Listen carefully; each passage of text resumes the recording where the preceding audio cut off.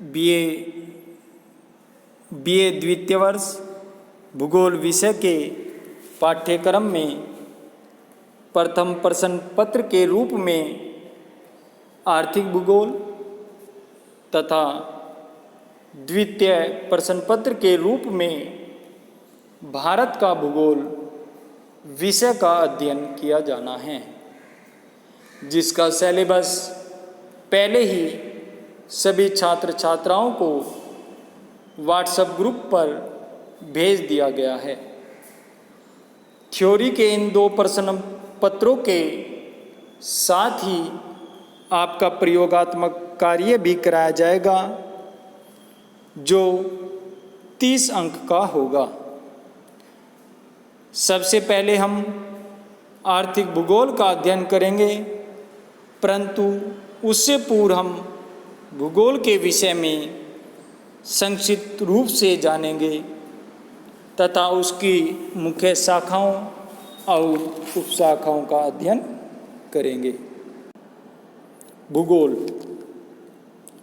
भूगोल को अंग्रेजी भाषा में जियोग्राफी कहा जाता है, जो लैटिन भाषा के 2 शब्द जियो प्लस ग्राफी से मिलकर बना है, जिसमें जियो का अर्थ पृथ्वी तथा ग्राफी का अर्थ वर्णन करना है। इस प्रकार ज्योग्राफी का अर्थ पृथ्वी का वर्णन करना है, परंतु आज भी साधारण व्यक्ति के मन में भूगोल केवल पर्वतों, नदियों, मैदानों, सागरों, नगरों तथा राजनीतिक सीमाओं के अध्ययन का विज्ञान है, जबकि भूगोल एक गतिशील विज्ञान है। समय के साथ साथ इसकी परिभाषा में तथा विषय क्षेत्र में परिवर्तन होता गया है। वास्तव में भूगोल के अंतर्गत पृथ्वी से संबंधित मानव, उसके आचार विचार, रहन सहन, सामाजिक आर्थिक क्रियाकलाप, राजनीतिक, ऐतिहासिक, औद्योगिक, व्यापारिक आदि अनेक कार्यों के कारण और परिणामों का विस्तृत वर्णन किया जाता है। वर्तमान समय में भूगोल के अंतर्गत स्थानिक विभिन्नताओं तथा स्थल आकृतिक प्रतिरूपों का अध्ययन किया जाता है। यानी भूगोल के अंतर्गत जो स्थानिक विभिन्नताएं हैं कि पृथ्वी पर सभी ओर समानताएं ना होकर उसमें प्रत्येक तत्व में विभिन्नता पाई जाती है। चाहे हम स्थल आकृतिक रूप से ले लें तो अगर हम देखते हैं कि पृथ्वी पर एक तरफ ऊंचे ऊंचे पहाड़ हैं तो दूसरी तरफ मैदानी भाग है, एक तरफ पठारों का विस्तार है तो दूसरी ओर विस्तृत रेगिस्तानी मैदानों का फैलाव है। यानी पृथ्वी के ऊपर उच्चावच रूप से विभिन्नताएं पाई जाती हैं।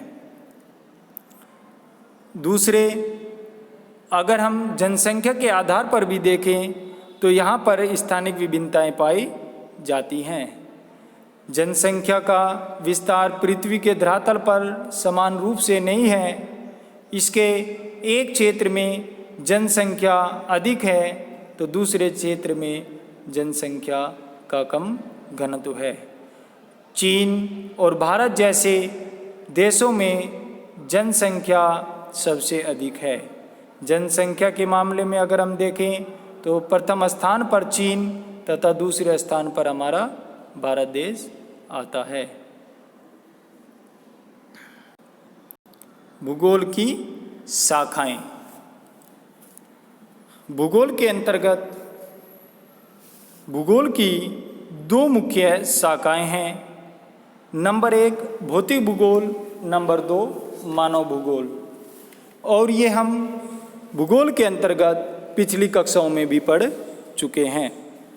भूगोल के अंतर्गत पृथ्वी के धरातल पर पाए जाने वाले भौतिक तत्वों, और मानवीय तत्वों का अध्ययन किया जाता है। पृथ्वी के धरातल पर पाए जाने वाले भौतिक तत्वों जैसे स्थलाकृति, जलवायु, मिट्टी, जलाशय आदि का अध्ययन भौतिक भूगोल में किया जाता है। मानव प्राकृतिक वातावरण के संपर्क में आता है तो उसका खान पान, रहन सहन, रीति रिवाज, सामाजिक आर्थिक क्रियाकलाप आदि परिवर्तित हो जाते हैं। इन मानवीय तत्वों का अध्ययन मानव भूगोल में किया जाता है। भूगोल की दोनों मुख्य शाखाओं भौतिक भूगोल और मानव भूगोल की अनेक उपशाखाएं हैं। भौतिक भूगोल की उपशाखाएं। भौतिक भूगोल की उपशाखाओं के अंतर्गत भूगणितीय भूगोल, स्थल आकृतिक भूगोल, जलवायु विज्ञान, समुद्र विज्ञान, जैव भूगोल, मृदा भूगोल, निर्वंश भूगोल, पारिस्थितिकी भूगोल का अध्ययन किया जाता है। अतः भौतिक भूगोल के अंतर्गत प्राकृतिक तत्वों का अध्ययन किया जाता है जो हमें प्रकृति के द्वारा प्राप्त होते हैं। इसी तरह मानव भूगोल की उपशाखाओं के अंतर्गत सांस्कृतिक भूगोल, राजनीतिक भूगोल, आर्थिक भूगोल, जनसंख्या भूगोल, प्रादेशिक भूगोल, आवासीय भूगोल का अध्ययन किया जाता है। अतः मानव भूगोल के अंतर्गत मानवीय तत्वों का अध्ययन किया जाता है। इन्हीं मानव भूगोल की उपशाखाओं के अंतर्गत आर्थिक भूगोल, जिसका अध्ययन हम BA द्वितीय वर्ष के प्रथम प्रश्न पत्र के रूप में करेंगे। अब हम द्वितीय प्रश्न पत्र आर्थिक भूगोल का अध्ययन करेंगे। आर्थिक भूगोल से संबंधित परीक्षा में पूछे जाने वाले महत्वपूर्ण प्रश्नों को हम ग्रुप में बाद में शेयर करेंगे। इस प्रश्न पत्र में सबसे पहले हम आर्थिक भूगोल का अर्थ, उसकी परिभाषा, प्रकृति, विषय क्षेत्र, आर्थिक भूगोल की शाखाएं तथा अध्ययन का महत्व और उपागम विधियों का अध्ययन करेंगे। आर्थिक भूगोल। आर्थिक भूगोल मानव भूगोल की एक प्रमुख शाखा है जिसके अंतर्गत भूतल पर मानव की आर्थिक क्रियाओं की क्षेत्रीय विविधताओं, विशेषताओं, स्थानिक प्रतिरूपों तथा पारस्परिक संबंधों का अध्ययन किया जाता है। विश्व के विभिन्न भागों में मानव समुदाय अपनी भौतिक आवश्यकताओं की पूर्ति के लिए भिन्न भिन्न जीविकोपार्जन के साधनों जैसे लकड़ी काटना, मछली पकड़ना, आखेट करना, कृषि करना, भोज्य पदार्थों का संग्रहण करना, खान खोदना, उद्योग धंधे चलाना, व्यापार करना, परिवहन करना और विविध प्रतिष्ठानों में नौकरी आदि व्यवसाय करना में लगे रहते हैं। यहाँ पर क्षेत्रीय विविधता से तात्पर्य पृथ्वी तल पर किन्हीं दो क्षेत्रों में प्राकृतिक संसाधन, स्थल आकृति, जलवायु, जनसंख्या, मानव सभ्यता, एवं संस्कृति का विकास, तकनीकी कुशलता आदि तत्वों में समानता नहीं होती, क्योंकि इनमें से प्रत्येक तत्व विभिन्न प्रक्रियाओं का प्रतिफल होते हैं और ये प्रक्रियाएं हर स्थान पर समान नहीं होती, जिसके परिणाम स्वरूप मानव के आर्थिक क्रियाकलाप एवं आर्थिक विकास के स्तर में क्षेत्रीय विभिन्नता मिलना स्वाभाविक है।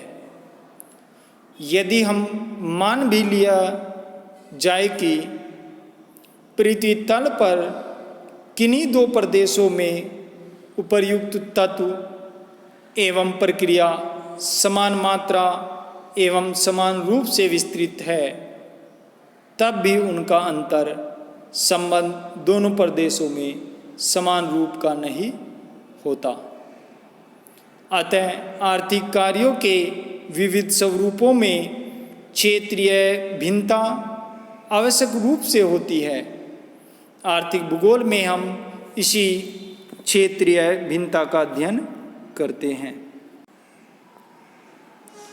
मानव के इन आर्थिक प्रयासों पर स्थलाकृति, भूमि की बनावट, मिट्टी, जलवायु, वनस्पति, खनिज संसाधन, भौगोलिक स्थिति, परिवहन की सुविधा आदि तत्वों का प्रभाव पड़ता है।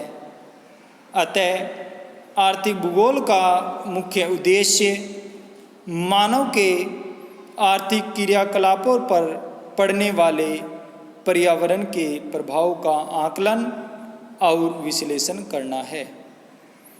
आर्थिक भूगोल के विभिन्न क्रियाकलापों के आधार पर इसके अलग अलग विषय बनाए गए हैं, जैसे कृषि भूगोल, औद्योगिक भूगोल, परिवहन भूगोल, वाणिज्य भूगोल, विपणन भूगोल आदि।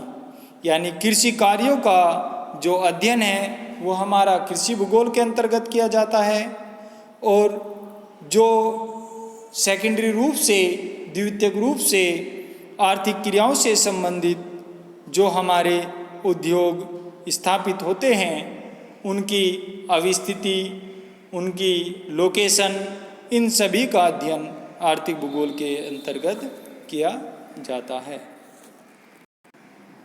आर्थिक भूगोल की परिभाषाएं। आर्थिक भूगोल की परिभाषा भिन्न भिन्न विद्वानों ने भिन्न भिन्न प्रकार से दी है, जिनमें से कुछ महत्वपूर्ण परिभाषाओं का अध्ययन हम यहाँ पर करेंगे। नंबर 1, चिसोलम के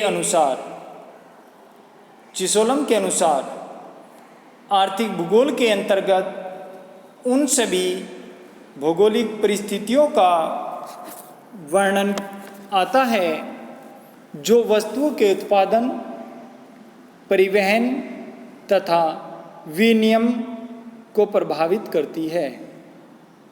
आर्थिक भूगोल का महत्व इस बात में है कि इसके द्वारा किसी प्रदेश के वाणिज्यिक विकास की दशा का ज्ञान हो जाता है और यह पता चलता है कि उस पर भौगोलिक दशाओं का क्या प्रभाव है। यहाँ पर अगर हम इस परिभाषा के अंतर्गत अगर हम देखें उत्पादन, तो उत्पादन से तात्पर्य यह है जो वस्तुओं के उत्पादन से संबंधित होते हैं। यानी वस्तु के उत्पादन से संबंधित जो प्रभावित करने वाली भौगोलिक परिस्थितियां हैं कि एक क्षेत्र में अगर हम देखें कृषि फसलों का उत्पादन अधिक होता है तो दूसरे के क्षेत्र में कृषि फसलों का उत्पादन कम होता है। एक क्षेत्र में चावल का उत्पादन अधिक होता है तो दूसरे क्षेत्र में गन्ने का उत्पादन अधिक होता है। तो ये जो भौगोलिक परिस्थितियां हैं जो उत्पादन को प्रभावित करती हैं, जो हमारी वस्तुओं के उत्पादन को भी प्रभावित करती हैं, क्योंकि किसी उद्योग को स्थापित करने से पहले उस उद्योग में उस उत्पादन की जो मात्रा है, जो उत्पादन के लिए आवश्यक भौगोलिक दशाएं हैं, उनका होना आवश्यक होता है। दूसरा आता है इसमें परिवहन। परिवहन में वस्तुएं या सेवाएं एक स्थान से दूसरे स्थान पर ले जाई जाती है या एक स्थान से दूसरे स्थान पर लाई जाती है। तो परिवहन के द्वारा ही हम जो हमारे उत्पादित वस्तुएं हैं, उन वस्तुओं को एक स्थान से दूसरे स्थान पर भेज सकते हैं और अपनी आवश्यकता की वस्तुओं को दूसरे स्थान पर अपने पास हम बुला सकते हैं। तो परिवहन को भी जो है भौगोलिक परिस्थितियाँ जो प्रभावित करती हैं। अगर परिवहन मार्गों के अनुसार देखें कि जो हमारे पहाड़ी क्षेत्र है, वहाँ पर परिवहन मार्गों का जो जाल है वो कठिन होता है बनाना, और उस क्षेत्र में जो सड़क मार्ग है उनका निर्माण आसानी से नहीं होता, जबकि मैदानी क्षेत्रों में सड़क का निर्माण करना आसान हो जाता है। तो परिवहन सुविधाओं के आधार पर भी इन वस्तुओं को जो प्रभावित करने वाले भौगोलिक तत्व है कि पठारी क्षेत्रों में और पहाड़ी क्षेत्रों में जो परिवहन के साधन हैं उनके आगमन में कठिनाई होती है, जबकि मैदानी क्षेत्रों में इनके लिए हम सड़क निर्माण, पटरी निर्माण आदि आसानी से कर सकते हैं। दूसरा आता है हमारा तीसरा विनिमय। विनिमय के भी दो स्वरूप होते हैं। नंबर 1 स्थानांतरण, नंबर 2 वितरण, जिनके अनुसार वस्तुएं या सेवाएं एक स्थान से दूसरे स्थान को ले जाई जाती है, जिसके उनके मूल्य में वृद्धि होती है। यानी यहाँ पर परिवहन और विनिमय में अंतर यह है कि विनिमय के अंदर जो वस्तुओं को एक स्थान से दूसरे स्थान पर ले जाते हैं, उसके प्रभाव से उनके मूल्य में वृद्धि हो जाती है, क्योंकि उसमें एक स्थान से दूसरे स्थान पर ले जाने के लिए परिवहन जो शुल्क है, परिवहन पर लगने वाला जो खर्च है वो भी उसमें ऐड हो जाता है। इसलिए वस्तुओं के जो मूल्य है उसमें वृद्धि हो जाती है। Number 2 professor Shah. आर्थिक भूगोल के अंतर्गत इन बातों का अध्ययन किया जाता है कि किस प्रकार मानव की विभिन्न जीविकोपार्जन क्रियाएं विश्व के उद्योगों, आधारभूत संसाधनों और औद्योगिक वस्तुओं की प्राप्ति के अनुरूप होते हैं।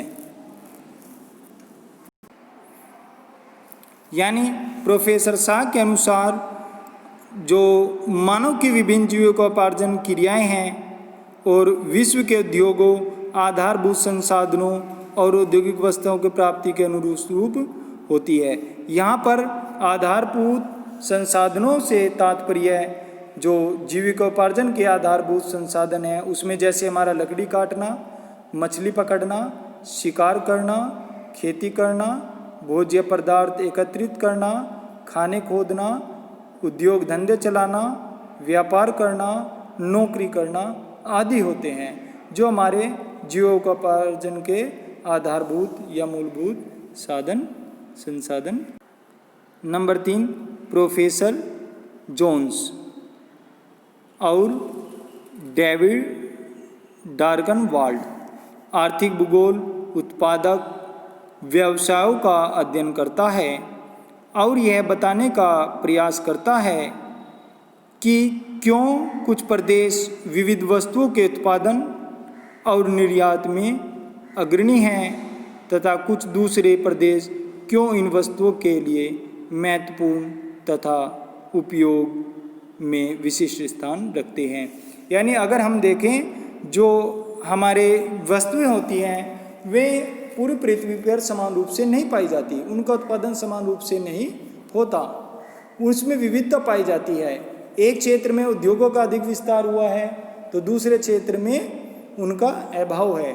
अगर हम देखें जो हमारे पठारी प्रदेश है उसको हम खनिजों का भंडार कहते हैं, तो खनिजों का जो उत्पत्ति होती है, जो खनिजों की प्राप्ति होती है वो पठार पर अधिक भी होती है, तो वहाँ पर उसी से संबंधित उद्योगों की अधिकता होगी।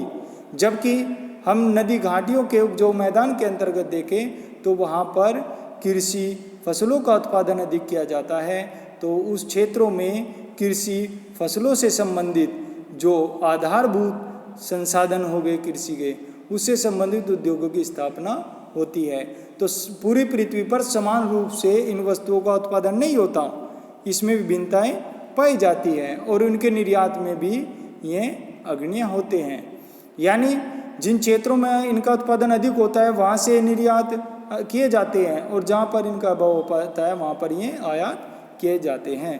तो ये जो विभिन्नता होती है इन्हीं का ही अध्ययन हम इसके अंतर्गत करते हैं। अगला है मर्फी। आर्थिक भूगोल मनुष्य के जीविकोपार्जन की विधियों में एक स्थान से दूसरे स्थान पर मिलने वाली समानता एवं विषमता का अध्ययन करता है। ठीक है, कि इन्होंने कहा है कि जो मनुष्य के जीविकोपार्जन की जो विधियां हैं वे सभी स्थानों पर समान नहीं पाई जाती, उनमें एक स्थान से दूसरे स्थान पर अंतर पाया जाता है, जो प्राथमिक रूप से हमारे भौगोलिक तत्वों के द्वारा प्रभावित होते हैं। तो इसमें आर्थिक भूगोल के अंतर्गत हम इन्हीं विधियों में एक स्थान से दूसरे स्थान पर पाए जाने वाली जो समानता है और असमानता है उनका हम अध्ययन करते हैं, उनके कारणों की खोज करते हैं कि ऐसा क्यों है। हार्टसोन तथा अलेक्जेंडर। आर्थिक भूगोल पृथ्वी तल की क्रियाओं की स्थानिक विभिन्नताओं का अध्ययन करता है जो उत्पादन, विनिमय एवं उपभोग तथा सेवाओं से संबंधित है। नंबर 6, जॉन डब्ल्यू अलेक्जेंडर के अनुसार आर्थिक भूगोल की जो परिभाषा है उसमें उन्होंने आर्थिक भूगोल भूतल पर धन के उत्पादन, विनिमय एवं उपभोग से संबंधित मानव की आर्थिक क्रियाओं से उत्पन्न क्षेत्रीय विभिन्नताओं का अध्ययन करता है। यानी यहाँ पर जो आर्थिक भूगोल का जो परिभाषा इन्होंने दी है कि भूतल पर धन के उत्पादन, उसके उत्पादन से, उसके विनिमय से, विनिमय का अर्थ आपको बताया था कि वस्तुओं का एक स्थान से दूसरे स्थान पर जाने पर उनके मूल्यों में जो वृद्धि होती है और उनके उपभोग, उनके यूज से संबंधित मानव की आर्थिक क्रियाओं से उत्पन्न जो क्षेत्रीय विभिन्नताएं होती हैं उन्हीं का अध्ययन आर्थिक भूगोल के अंतर्गत किया जाता है। और लास्ट है आपका एन.जी.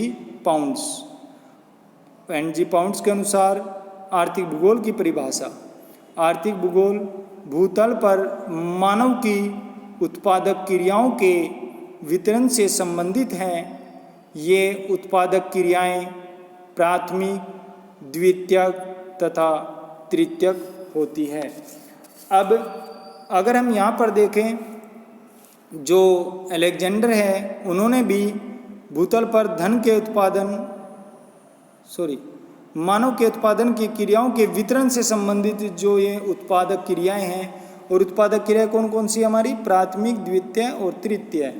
अगर हम प्राथमिक क्रियाओं के अंतर्गत देखें तो प्राथमिक क्रियाओं के अंतर्गत कृषि करना, मछली पकड़ना यानी मत्स्य पालन, खनन करना, पशुपालन, शिकार करना आदि आते हैं। और द्वितीय क्रियाओं के अंतर्गत सभी निर्माण उद्योगों के कार्य आते हैं, जो जैसे ऊन से कपड़े बनाना, गेहूं से आटा या मैदा बनाना। तृतीय क्रियाओं में वस्तुओं का स्थानांतरण, संचार, कम्युनिकेशन आदि आते हैं। इससे स्पष्ट है कि आर्थिक भूगोल, इन सभी परिभाषाओं से स्पष्ट है कि आर्थिक भूगोल जीविकोपार्जन के ढंगों और उनकी समस्याओं से संबंधित विज्ञान है। जो हमारे जीवन उपार्जन करने के जो ढंग हैं उनकी समस्याओं से संबंधित एक विज्ञान है। जो हमारे सामने समस्याएं आती हैं उनका समाधान इनके माध्यम से निकाला जाता है, जिसमें भूतल के आधारभूत संसाधनों और उनसे संबंधित मानव क्रियाओं के संबंध का अध्ययन किया जाता है।